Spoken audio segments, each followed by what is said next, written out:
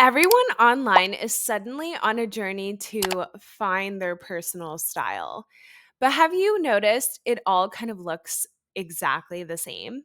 The same structured black blazer, linen pants, and another Reformation, Aritzia, or insert trendy brand name here, haul. Let's deep dive today into the personal style movement and how it isn't a revolution. It's just the capsule wardrobe rebranded with better marketing. In this video, we're unpacking how aesthetic authenticity got hijacked by trend cycles and why the promise of finding your style might actually be another way to keep you buying more.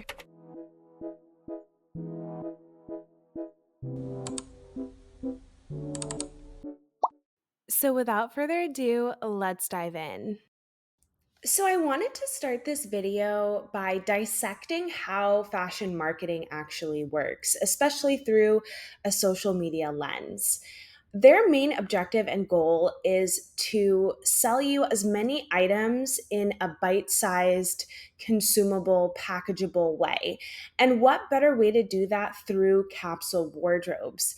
It's a set of items that takes away all the confusion, all the thinking, all the deciding, and just gives you a preset of options and clothing items that they feel like you need to have, and they brand them as essentials.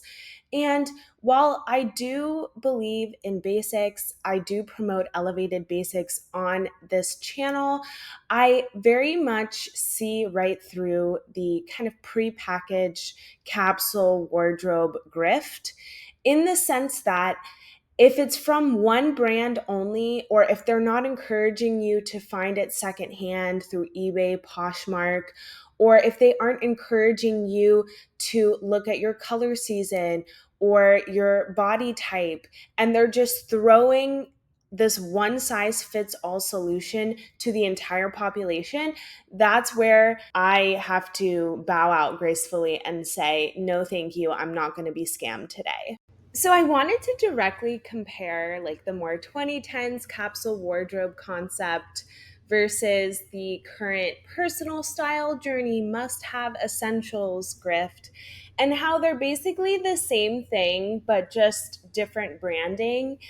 I would say that the 2010s capsule wardrobe was really marketed toward late 20s, 30s, 40s professional women who maybe didn't have as much time, shopped at J. Crew, like definitely had the money to buy a whole new wardrobe, but didn't really know where to start. And I think this was also like kind of the birth of the fashion influencer. And a lot of these online creators that really pushed and peddled capsule wardrobes realized that it was so lucrative and it was something that people were interested in, and people didn't want to think too much or have to do too much decision making. They were already overwhelmed and burnt out from their high powered jobs. So they just wanted something quick and easy that they could just add to their cart. And they were upwardly mobile enough to not think too much about the cost. So I don't want to send any hate to this creator. I'm not trying to be mean. It was just the easiest example I could find. But I will say, watching this back, it does look a little bit dated and a little bit, different than what we're used to seeing in our current state of online fashion.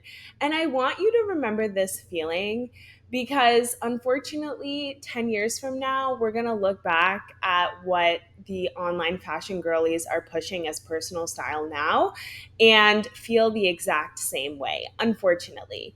And that's why it's really important to stay true and stay authentic to what you like.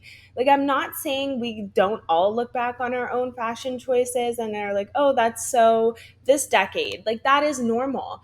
But I would caution against thinking that something is timeless, or I know they like to brand capsule wardrobes and like personal style as the more sustainable choice, or it's, more fiscally conscious because you won't be over consuming. And it's like, our style is going to continuously change. Like, that's just a part of being a human. Life circumstances are always going to change, and therefore our style is going to change with it. So please get out of your mind this idea of like sustainability or fiscal responsibility or any sort of this like, oh, this is the right thing to do, or this is going to be timeless in your wardrobe. Unfortunately, those things are just marketing ploys, and it is not the truth. The truth is, we're all going to change throughout our life, and therefore our style and clothing is going to change with us. I wanted to give you guys some practical tips on how to spot the grift in action when you're scrolling through your social media. First and foremost, anyone who peddles one size fits all essentials or must haves is grifting. We are all diverse, different people with different life experiences, different body types, different heights, different weights, different shapes, etc. So there's no one size fits all. Anyone who's trying to push a one size fits all is just trying to market you that bite-sized, highly consumable marketing ploy, and is not actually interested in helping you find your personal style. I think, and I'm going to go into this deeper in the next section where I talk about green flags and solutions, because I don't want to be one of these channels who just complains and is accusatory and doesn't give any sort of solution or guidance. But one huge guidance I would recommend is any influencer who encourages you to reflect, who is asking you to ask yourself questions, is usually a green flag. And I do this a lot on my channel. I want you guys to think critically and reflect instead of just mindlessly buying what people are peddling to you. I want you to really think to yourself, is this truly me? Sit on it, marinate on it, really think about it. And again, you don't have to be perfect. Everyone's going to look back in a couple years and feel like their style has shifted. So take that out of your mind.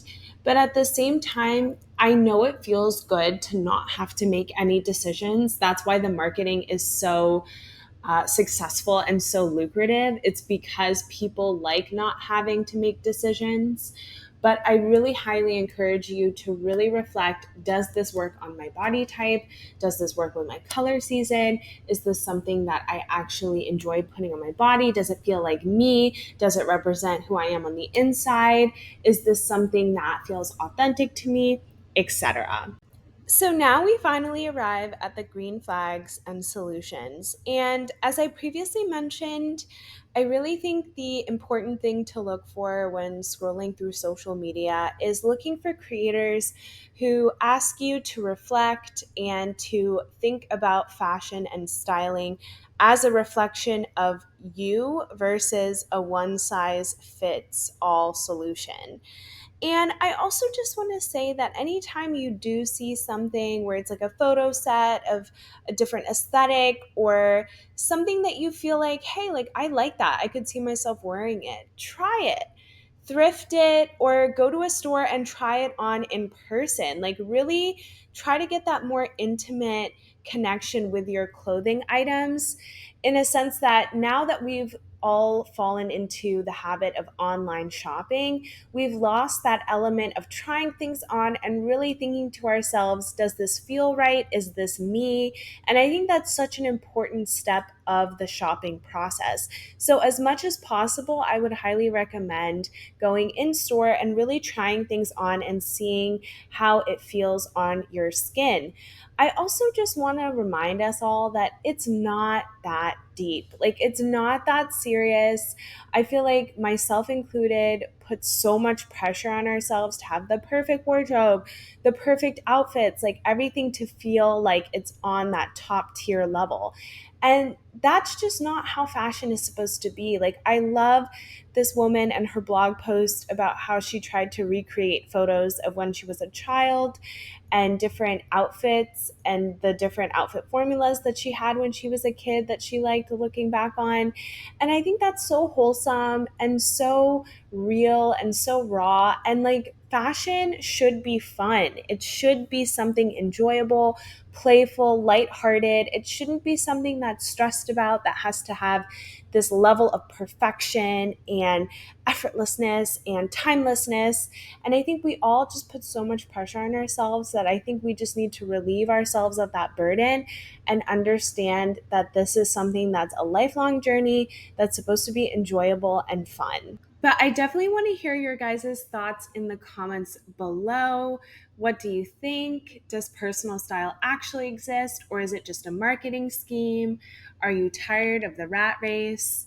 Just let me know how you're feeling, what you're thinking, and what any solutions that I might have missed or overlooked could be to help everyone out, myself included. But thank you so much for watching the entirety of this video. I would really appreciate it if you guys could like and subscribe, and I'll catch you guys in the next one. Bye.